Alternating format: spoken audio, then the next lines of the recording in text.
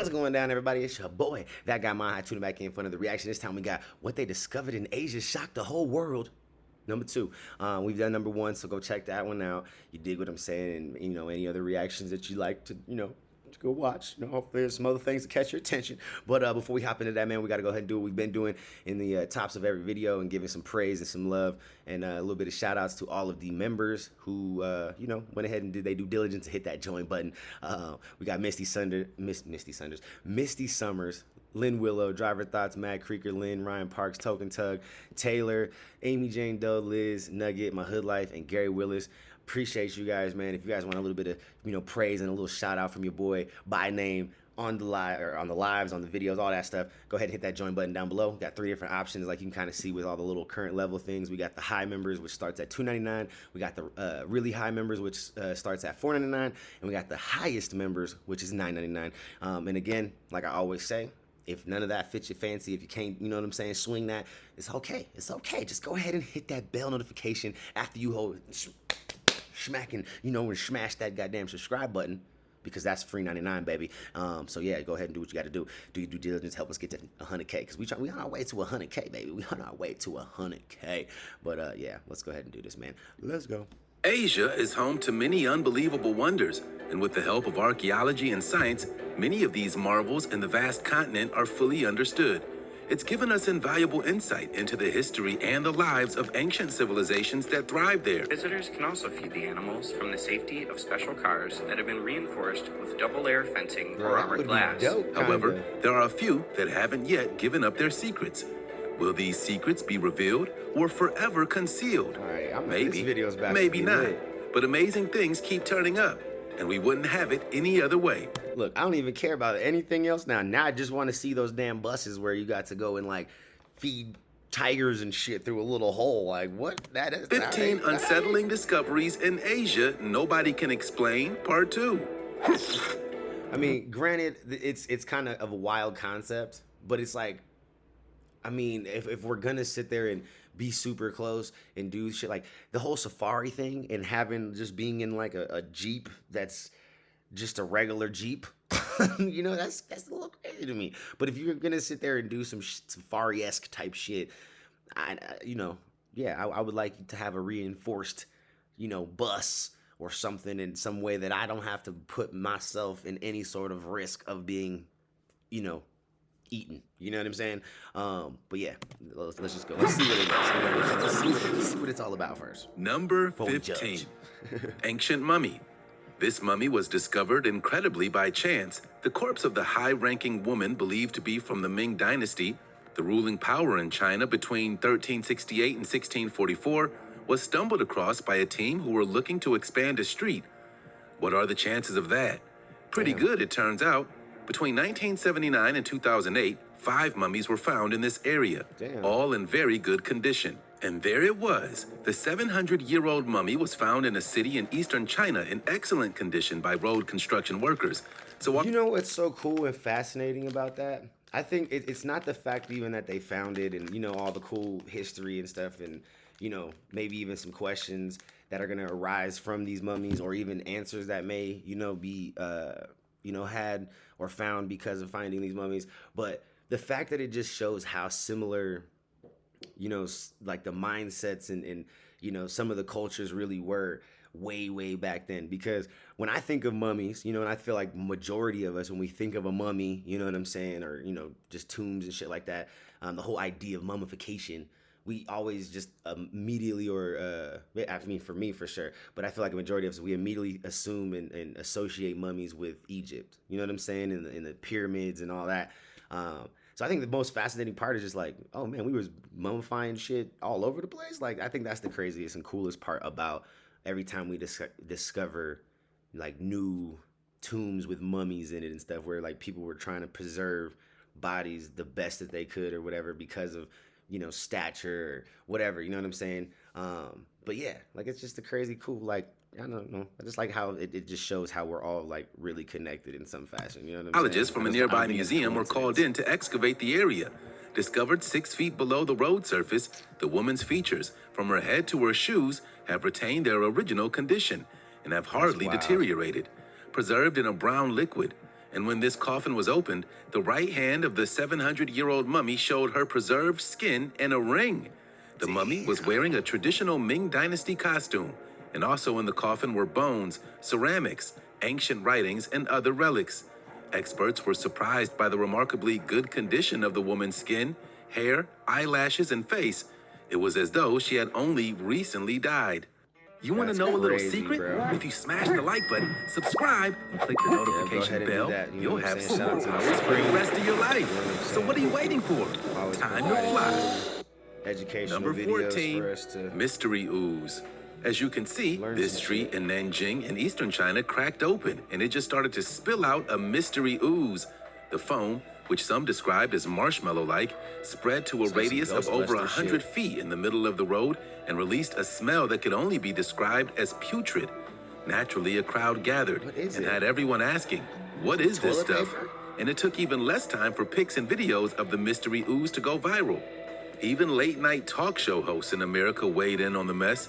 Things may be bad, but at least our streets don't burp mystery goo. One satirist jested in the comedy show, Right. joking about the ooze. But the truth is that it could happen anywhere there's a sewer.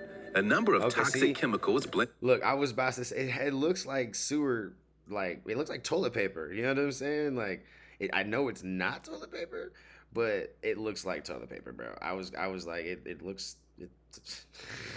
And the fact that you're talking about it smells, yeah, that's shit. Together in these elaborate sanitation systems could have created this mess easily. So city authorities didn't have definitive answers either of what the substance was or where it came from. But they said it was caused by subway construction underground. The area was sectioned off and the ooze was washed into the sewers. What was left eventually receded back into the crack after firefighters arrived and finished the job. Number 13, China's So cave weird. people. This cave is 750 feet long, 377 feet wide, and 160 feet high, comparable in size to over 1.5 soccer fields. And as you can see, it's occupied. Zong Cave is high in the hills of southwestern China and too far from Hong Kong. And 20-plus families of the Miao ethnic minority live in the cave, growing corn on the mountain and raising chickens, pigs, and cows. Not only that, That's like this some- community does so at a staggering 5,900 feet in elevation. It's only Damn, 59. That's high. I mean, we're pretty much like I live in Denver, but like that's just a wild concept to think that they're just living in a cliff or the side of a mountain. Like it's like a what is that? It reminds me of what is that? What's that damn movie? The Indian in the Cupboard. Kind of like the whole concept of like this whole just ecosystem and just community living in the cupboard. Like that's what this kind of reminds me of, just like a whole community of people who just like decided like, okay, this cave on the side of a mountain this is where we're gonna do it, bro. Like that's like their cupboard. Like it's just such accessible on foot such after a- over an such an hour's odd hike. situation. The village's houses It's have cool as woven shit, bamboo though. walls and are unique for having no roofs, relying on the cave's natural shelter. The village relies on wood-fired hearths for heat and cooking, but electrical service was set up in the last decade, powering lights and a small number of appliances, such as television sets and washing machines. The village has one primary school with 6 classes and 200 students, many of whom are boarders from other local villages. But it goes without saying that it's possibly the only cave school in the world. Despite having electricity, life in the village is very cut off, with the nearest town some Yeah. 3 hours away. However, local tourism authorities set up a cable car that's free for the cave's residents. Number That 12, is wild. ZIPLINE Village. Man, could you imagine what kind of crazy bugs and shit they see, bro? You know what I'm saying? Like, could you imagine with the like they don't just deal with regular house bugs, bro. You know what I'm saying? They ain't dealing with your average spider. They're not dealing with your average fly. They're just not dealing with your average. Like they got, you know what I'm saying? Nah, bro. Nah, bro. The mountain village of Lazimi in southwest China is cut off by the 1,749-mile-long New River and is not equipped with proper roads and bridges. Plus, it's also too dangerous to cross the river by boat due to its strong currents. So for the mountain dwellers of this village, risking their lives and ziplining over a raging river have become a part of their daily commute. Most villagers who are members of the Lisu ethnic group and are deeply religious also zip across the river every Sunday for mass services at nearby churches, making the perilous zipline ride literally the only option for locals. The nearest bridge over the river is 12 miles away from the mountainside village. The new river, whose name means raging river in Chinese, earned its name from the violent rapids and jagged rocks lurking in its hidden depths. And video footage of its hair-raising journey shows villagers zipping across the river, That would be crazy, with the water bro. foaming white as it powers down the narrow valley. The villagers have even applied their own ingenuity in building the zip lines, inclined downhill and relying mostly on gravity to cross the new. An estimated 20 to 30 hamlets in the region still rely on the zip This motherfucker just brought a whole goat across this shit. He's ziplining with goats. lines as their primary means across the river. Number 11, Human Zoo. Hey, man, I guess you At gotta this do zoo in something. China's Chongqing City, they've put a spin on the usual experience. People pay to be locked in cages, while hungry lions and tigers roam free around them. Visitors are apparently forking over their cash just to be caged in the back of a truck as it ambles around the park. The service has proved to be hugely popular, and tickets sell out months in advance. To make the experience more exciting, huge chunks of fresh meat are tied to the outside of a vehicle, which drives through the enclosure. This attracts the predators and gives tourists the closest possible dining experience with them, without becoming dinner themselves. The thrilling experience is meant to show visitors what it's like to come face to face with predators, instead of just viewing them from a safe distance. Standing inside a wire mesh cage, the visitors are able to offer food to lions and tigers through a small opening too, and watch as the massive cats leap onto the vehicle to be fed. The guests are warned to keep their fingers and hands inside the cage at all times, because a hungry tiger wouldn't know the difference between them and breakfast. Facts. The zoo is one of a few in the world which has installed a moving cage to bring spectators as close as possible to big cats and bears in an open habitat. Number good, 10, bro. Corpse Hotel. I thought that would be kind of a cool experience, but no, I don't want to be caged. I'm trying to, as much as they don't want to be caged, we don't want to be caged. And I'm good, bro.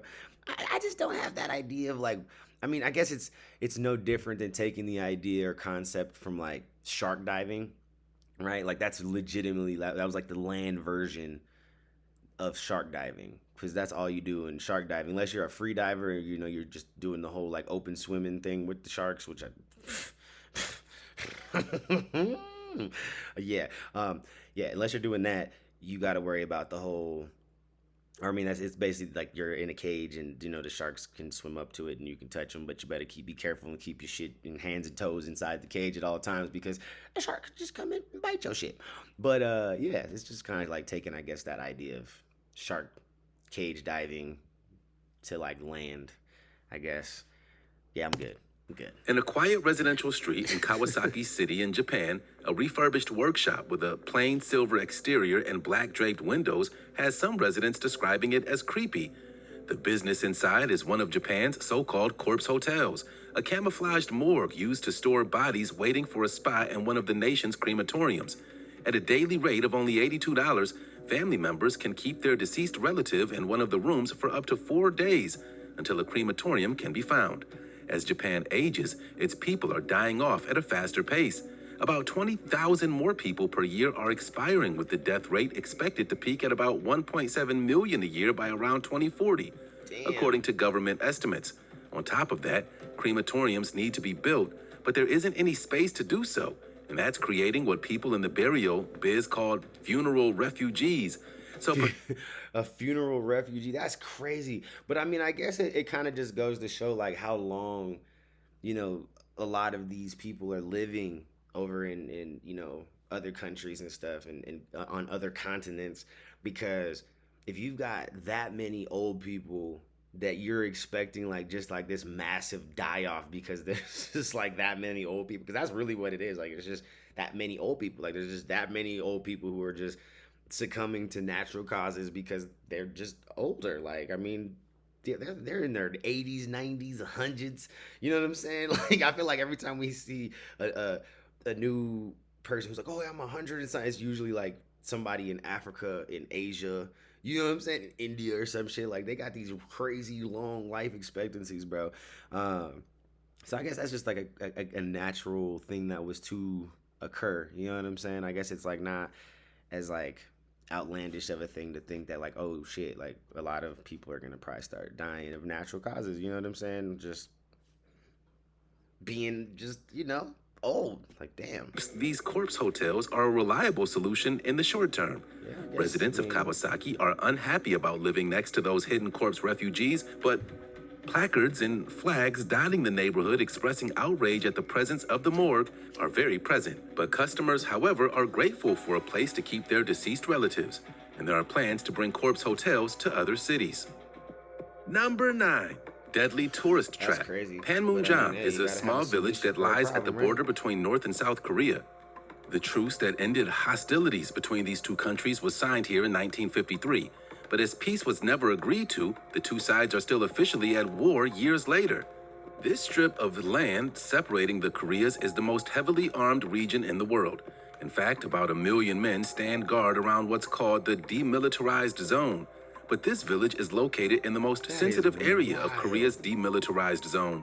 It's the only tourist destination where visitors are required to sign a release that asks them to accept responsibility for injury or death as a direct result of enemy action.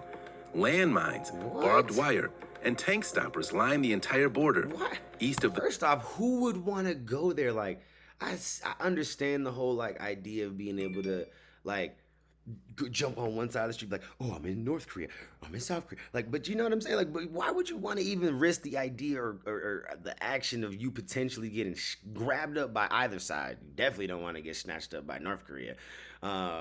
And why would you even want to put yourself in a position to potentially be, you know what I'm saying, hurt? Like, you got to sign a fucking waiver to walk down the street. Like, no, thank you. village is a shared security area and is jointly policed by the South and North. Most of the time, the soldiers just glare at each other across the border. It's a dangerous place, but it's also a huge tourist draw. Every year, thousands of tourists visit the village, but tourists are warned not to make eye contact or gestures of any kind that might antagonize the guards, and to follow a strict dress code. Blue jeans, shorts, or suggestive clothes are not allowed. What? Number 8. Million-year-old car tracks. A researcher has claimed that these mysterious and ancient ruts, which crisscross a valley in Turkey, were caused by an unknown and intelligent race between 12 and 14 million years ago. The tracks cut across the landscape dating back to various historical periods. As time went on, paths were cut deeply into the soft rock. They eventually became part of the Roman road network. The scientists noted that the distance between each pair of tracks remained consistent, and that the measurement fits between the wheels of modern vehicles. However, the tracks are much too deep for today's cars, raising more questions about what sort of transport device was being used. And geologists agree that the ruts are prehistoric without a doubt. The deepest ruts are 3 feet, and on the walls of these ruts are horizontal scratches, very much appearing to have been left by the ends of axles poking out of ancient wheels. Experts have examined the rocky fields interlaced with deep grooves and have suggested that it was indeed vehicles that caused the tracks. Unknown all-terrain vehicles. That's crazy. And rumor has it that we're not talking about human beings. Explanations as to the origin range from transport carts to speculation about ancient alien vehicles. Number 7.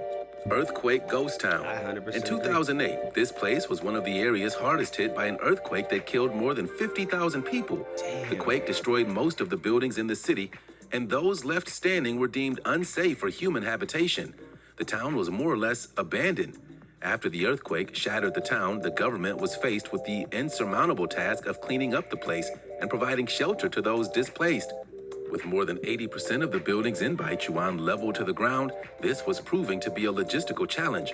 The condition was further aggravated by landslides that buried the town under several stories worth of mud. Finally, it was decided that it would never be rebuilt or even excavated, but would remain in its current state as a memorial. So authorities decided to stabilize and preserve the ruins as part of the Earthquake Museum. Today, it appears frozen in time, its crumbling buildings preserved almost exactly as they fell. In this giant open-air memorial, visitors can witness firsthand the devastation brought upon this mountainous corner of southwest China. The memorial represents one of the only cases of preserving the ruins of a modern city that's been struck by an earthquake. Number 6. The Mysterious Mountain Palace. It might be hard to believe, but this Middle Eastern-styled palace as it stands today was actually built relatively recently. How the It was hell built did they build that shit on top? Did they carve it into this? Like, was this just a massive, like, rock that they decided to carve a building out of it? Because how the fuck would you build this building on top of this, bruh? 1930s by a spiritual In the leader on top of 1830s a on top pre-existing of it. structure that was built in the 1700s. The rooms are built up the side of a tall rock spire, culminating in a grand tower at its pinnacle, and it was intended to be the leader's summer home. While it might not be the fairy tale style construction that most of us consider when we think of a castle, Yemen's Dar al-Halar Palace is nonetheless fantastical. This iconic palace still stands, and it's become a popular example of local architecture. What? While it's still no longer used as a royal residence, the palace has been refitted as a museum and can be toured for a fee. Visitors can range about through the kitchens, storage rooms, and appointment rooms, connected by a small labyrinth of stairways leading through the 5-story structure. But as impressive as it is to explore inside, it's the view from the exterior that really makes this palace one of a kind. Combined with the natural rock on which it's built, it truly looks straight out of a fantasy novel. The 5 floors offer enough to see, but walking around at its base is equally impressive and heightens your admiration for the stunning architecture. Number 5. Train station in the middle of nowhere. As populations in China swell, it's understandable that the government struggles to take care of the required infrastructure. But this is a little odd. It may look like it's been built on wasteland and may very well look abandoned, but it's actually a fully operational subway stop. The station's 3 exits, only one of them in use now, are all hidden among overgrown weeds on barren land. But once inside the entrance, passengers are treated to a stunning new lobby. Yet the station doesn't even hook up with any highways or different modes of public transportation. And because of that, anybody getting off at this stop must be shuttled to their next destination. It's slightly baffling while the surroundings of the station haven't been developed, especially as the subway was painstakingly planned by transport experts in advance. But either way, as well as being useful for a few commuters, it's become a destination point for locals, intrigued by the apocalyptic-inspired site. Authorities defend their choice to construct the subway to nowhere as an indication of a long-term planning. It might not be the most popular area for now, but with the development of the rail route, it's possible that it'll attract more people to the area. Number 4, the Skeleton Lake, 16,500. Like, what kind of shit is that? Like, if nobody's willing to develop the area, like, what do you, like, you just think people are just gonna, oh, you know what, that's a cool destination. But, like, yeah, some people found it, like, a convenient to probably go and be like, oh, yeah, let me go hike, or, you know, it was close to water right there. You know what I'm saying? You could kind of just use that as, like, your way to just, like, make it into, like, a desolate area to go, you know, get some wilderness time. But if there's nobody developing and adding real value to the area, like, you're not gonna just all of a sudden have a whole bunch of people just going there and trying to be there all of a sudden. Above sea level, nestled high in India's Himalayas at the base of the 3 mountain peaks is a place known as Skeleton Lake. It's named this for a good reason. The lake and surrounding slopes are strewn with hundreds of human bones. Its official name is Rupkund Lake, only 130 feet wide and 8 feet deep. Depending on the season and weather, only when the snow melts for a few months in summer are the skeletons visible. The lake's unsettling secret was first chanced upon by a forest ranger in 1942. He initially thought the skeletons belonged to fallen soldiers, but a closer inspection proved the bones to be much older. Most were well preserved, some with flesh and hair still attached. So in 2004, a team traveled here and retrieved some of the skeletons. Geneticists conducted DNA tests concluding that the skeletons were up to 1,200 years old. Damn. The study may have shed a little light on what happened, but the mystery was far from solved. The current best guess for what happened to most of the dead in this area was that they were caught on the ridge above the lake in a horrendous storm, some of which may have included deadly hail. Most of the victims likely died of exposure and hypothermia. Number 3, evaporated people. Johatsu, Japanese for evaporation, refers to people who purposely vanish from their established lives without a trace. We all need a little alone time, but these folks take it to a whole new level. When they disappear, they can abandon their former residences, jobs, families, names, and even change their appearance. And it's been estimated that 100,000 people in Japan disappear annually. People do this for a number of reasons, including mental health issues, addiction, criminal misconduct, and even a desire for isolation. In other situations, it's used to escape domestic violence, debt, and difficult family situations like marriage problems. It's also been theorized that Japan's harsh work culture, in combination with the lack of familial and community support, has contributed to the evaporated phenomenon. Japan was historically a nation that preferred honor and death over shame and disgrace, and many still hold on to this ideal. In the modern era, disappearing without a trace seems like an easier, more accessible alternative. Another factor that tempts people into vanishing is that they know they could survive. The country's thriving shadow economy makes it possible to disappear and to find work under the table without any identification or paper trails. Number 2, Hey, tattoo fish. When photos of this large fish caught in the Philippines covered with tattoos hit the web, people lost their minds. They were soon picked up by news networks around the globe, and the tattoo fish eventually went viral. The fish was caught by fishermen on a typical day at sea. Once they hauled it up, they immediately noticed that much of its skin was marked by designs: a crest made up of a crown sitting on top of a shield, some letters, and intertwining plant leaves. And once back on shore, it attracted passersby as well, who were quick to snap some photos of the fish. And of course, it sparked quite a debate on social media, with people offering the most outrageous explanations for the intricate design. Thousands of people commented on the photos, were more than willing to voice their opinions. Perhaps the most rational explanation for the fish tattoo was that it was probably caused by some sort of trash or fabric that had been embedded in the fish's skin, and over time imprinted this design onto it. One thing is certain, the unusual tattoo on the fish is of human origin, but how it ended up on a wild fish... That is actually a very logical explanation, actually. The fact, like something was just attached to the fish. Maybe he, got wrapped around something as a smaller fish and kind of just grew into it, basically, until eventually maybe it snapped and broke off. But at that point, it had already, the scales had already kind of like developed or didn't develop around where like specific, parts were maybe embossed or like raised up and pressing against the skin of the fish. Like, that's a very logical explanation. Like, I can't even flex, bro. Like, that shit makes a lot of sense. A mystery, but in our humble opinion, it's a great looking tattoo, even if it's on a fish. Number 1, outrageous temple. Check out this historic Hindu temple located in Madurai, India. Also known as the Taj Mahal of the South, the Meenakshi temple is grand, both in terms of its religious and historical significance and its grand architecture. It's also one of India's most visited temples and a must-visit spot in South India.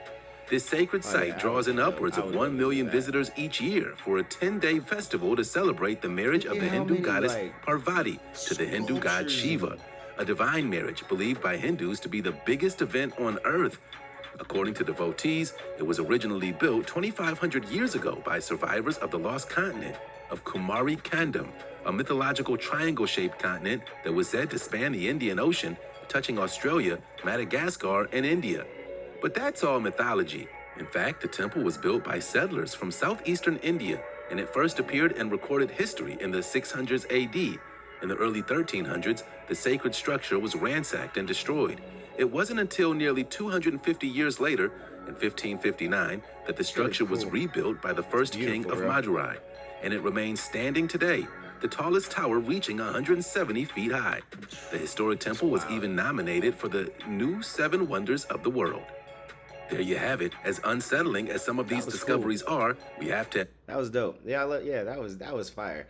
But yeah, y'all let me know what y'all thought about that down in the comments below, man. This one definitely shed some good positive light for the most part on, what you can find and expect to experience out in, Asia. Because we definitely, I've made it very clear that I'm just like, their paranormal and their ghost activities, bruh, really make me not want to go. You know what I'm saying? I ain't gonna even lie. I'm not gonna lie to you. So, but this was cool. We saw some really cool stuff that definitely, like, I would love to see in my lifetime. I'm not even gonna flex. But yeah, y'all let me know what y'all thought was the coolest, little discovery in this video right here, and let's talk about it down in the comments below. I think honestly my favorite one would probably be that last one, because I really want to go see that.